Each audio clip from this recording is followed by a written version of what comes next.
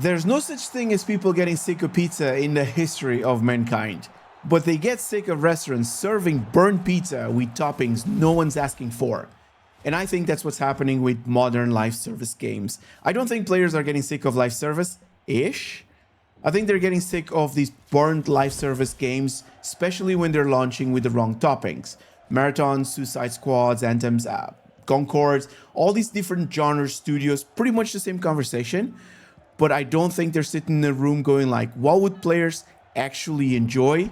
And instead it's more like, how do we keep them engaged?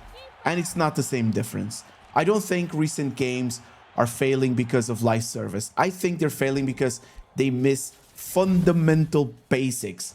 And the last offender, the last example I came across is goals. And today I want to talk about it. Thanks very much for tuning in. I'm Bishop, a part-time narrator, full-time liability. And this is your friendly reminder that a pizza without both tomato sauce and cheese layer ain't a pizza. Now take a look at this graph. Looks just like my audience retention. Okay, that's not the flex I was hoping for. But my point here is, doesn't tell me that the game is bad. It tells me people aren't sticking around. That's a little bit of copium right there. So thousands of people gave it a shot, and a month later, well, not so much. So why is Goals losing players? Why aren't they staying? The first place I checked was obviously Steam reviews. See what the word on the street was. I read pretty much every recent review that you see scrolling now on the screen, and something that comes to mind is that people weren't really asking for the same thing, but they are all describing the same problems. There's no leagues, no championships, needs way better AI, bad passing, no transfer market, random players, awful matchmaking, bad tutorials. The game wasn't giving them a football game experience. And to a fundamental level, you gotta ask yourself, how do you build a football game without a football league? This is where I think Goals commits its first cardinal sin. There's no league. Let that sink in. You're making a football game without a football league. There's no season, no table, no promotion, relegation, chasing first place after 20 or so matches, no fighting to avoid relegation on the last day. Guys and girls, that's football. And before football was Ultimate Team, before esports, before these stupid packs, football was leagues, championships, rivalries, building a club over an entire season. That's the fantasy. So when you boot up Goals, I think that's what you would expect, but instead it's just a knockout Sunday league tournament with 10-minute PvP games funded by packs. Card collecting. Now, don't get me wrong, I actually enjoy opening packs. Everybody does. But that's not why you install a football game. Now, we've seen these shenanigans before. Marathon launched without a PvE. Now, whether you think it needed or not because it was such a niche genre, it's beside the point. But there's a whole group of players that would have had a go at it, learn mechanics, and then maybe dip their toes into PvP whenever they feel ready. But instead, they were told, no, straight into PvP, off you go. So they added PvE now, but I think it's a little too late. This is a reaction to realizing that alienating a potential customer base wasn't such a smart idea after all. And this is a pattern, boys and girls. Studios launching games without fundamental modes, shit hits the fan, and then they spend the rest of the year trying to attract the audience they never really designed the game for in the first place. So Goals doesn't even have a mode where it's just you and a ball and a football pitch, which is crazy. That's the first thing millions of us ever did as kids. Just kick the ball around, learn how it moves and feels and shoot and pass and kick it against the wall and then upset your neighbors or something. Goals doesn't even give you that. Instead, it's the same systems and situations and scenarios and bullshit. And the closest you get to you ball and pitch, it's done from a different angle. So it's not even mimicking what you would see on a normal match. So brothers, we ain't talking about first impressions nor toppings no more. We're talking about not even getting the pizza base right. Now, moving on to the second cardinal sin, it takes away one of the most satisfying things in sports games, which is building your team across a season. So here's my issue. Let's say I desperately need a winger, or two, very specific. Doesn't have to be the best winger, doesn't have to be 5 stars, doesn't even have to be left-footed. 2 left foot would do. I don't care. I just need a winger or two, very specific, I know. Someone who actually plays in that position. Instead, the game tells me to open another pack. Maybe the RNG gods smile upon you, maybe they don't. So now, I got a few lads and lasses playing out of position. I'm playing a strategy that I don't want because the game refuses to let me solve a problem I already know how to solve. And I don't think that's progression, that's gambling with extra steps. Okay, imagine if you buy a pair of runners. You know exactly which ones you want, and the shopkeeper goes like, nah, brother, you need to give me the money first, and we'll see what comes out of the box.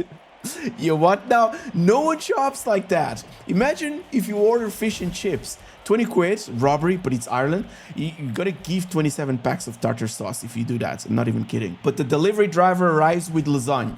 Unlucky, mate. Better luck next Friday. We don't accept that stuff anywhere else, guys and girls. We deliberately buy the things we want. I talked about this not so long ago. The Horizon wheel spins. Shameless plug. I'm gonna link it at the corner or something. Check it later. I need the hours. You want that racing suit, those gloves, you know what you want. The game knows you want it, but it puts some randomness between you and the thing you've already chosen. And you guys be like, but Pish, if you could simply buy the winger, you stop opening packs. Well, ain't a technical limitation, it's a design decision, innit? That's where modern game live service games lose me. They don't remove player choice by accident. They remove it because uncertainty is profitable. So carry on to actual gameplay. Steam reviews say it all. Issues upon issues, and the overwhelming negative says it all. Let's start with the AI. This one comes up a lot. Teammates standing still, defenders ball watching, midfielders refusing to track runs, goalkeepers not doing goalkeeper things. Everyone's complaining about the exact same things. Passing, first touch, shooting, physics, weird animations.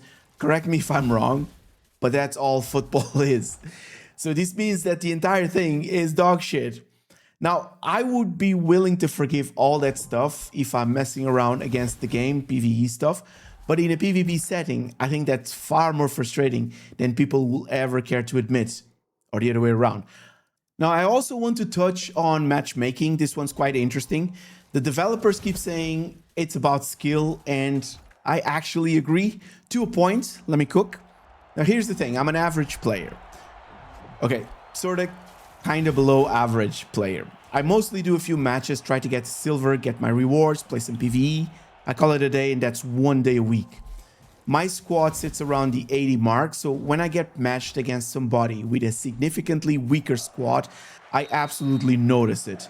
I don't suddenly become a football genius, but better players do forgive more mistakes. They have better pace and passing and finishing. Ratings won't decide every match, but pretending that ratings don't matter at all doesn't really match my experience. And judging by the reviews, it doesn't match a lot of what other people say either. If you check this match here, I'd say this dude would have a fair chance against me if skilled, because I am not that skilled, but he just chose to not give it a go and quit early. Now, since we're on a rampage of getting things wrong, we shall continue death by 1,000 paper cuts. Now, none of these is individually offensive, but together they slowly drive you up the wall. Sometimes left back or right back changes the tabs. Other times it's the D-pad. For some stuff, it could be the thumbstick. Sometimes back is B. Other times it's Y. Why? Just pick one. This inconsistency is annoying.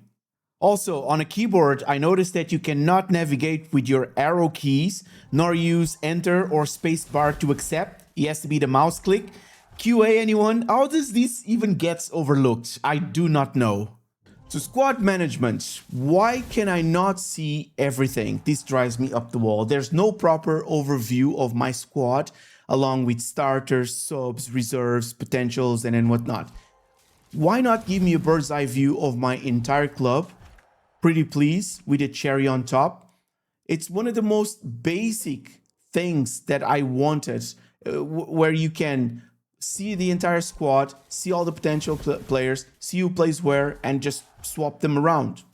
That's not a hard ask, I think. I just made like this graph. I hope you guys like it. Where's the most basic generic football mode? The pick. Start with 0 people in the squad or 0 people in the pitch and build it from selection. You get a view of, I need a goalkeeper, 2 defenders, winger for this below 45 squad. Can we not have this? Since you can build different squads, so you can play different types of tournaments, why can we not have this? It's all these skipping fundamentals and jumping to dessert that's hurting all these games, because they keep refusing to get the basics right. It reminds me of something my old man used to say. He's an ex-military bloke. Every single morning you make your bed. If you can't be trusted to do the simplest of tasks, why would anyone trust your sorry ass to do complicated shit? He was a little bit more aggressive. I toned that down a little bit.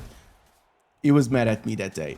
But games here, they're not so different in it. Get the basics right, get them right consistently, and then start adding all these fancy beats. Because right now we're arguing what to get for dessert when nobody even remembered to bake the stupid pizza properly in the first place.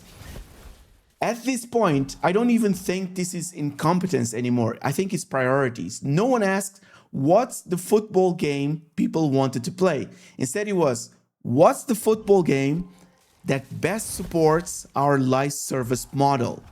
These are very different questions. One starts with the player, the other one starts with a spreadsheet. And if you start from the spreadsheet, you make spreadsheet decisions. That's how you end up with monetizing kits instead of letting players make their own. Granted, some of you donkeys would have been making the most batshit crazy out there. So yeah, we're silver lining right there. But that's how you end up with RNG players instead of a transfer market. You start with the pack opening loop before you even build the football fantasy. Goals isn't the disease. It's the symptom. We've been here before, boys and girls. Anthem, Concord, Suicide Squad, Marathon. Instead of asking, what would make players fall in love with this game? Do be like, how do we keep them hooked? How do we keep them monetized? One more time for the hard of hearing and the people at the back. If people fall in love with your game, they'll come back anyways. Whether it's the bloke who's got 1 hour after work or the player who's got the full 13 hours every day, games shouldn't only feel rewarding if you can sink half a day into them, or money. You don't need psychological tricks, artificial scarcity, bullshit randomness between the player and the rewards. Just build a brilliant football game and people will play football. People will race a good racing game.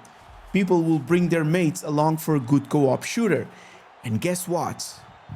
They will pay for that shit.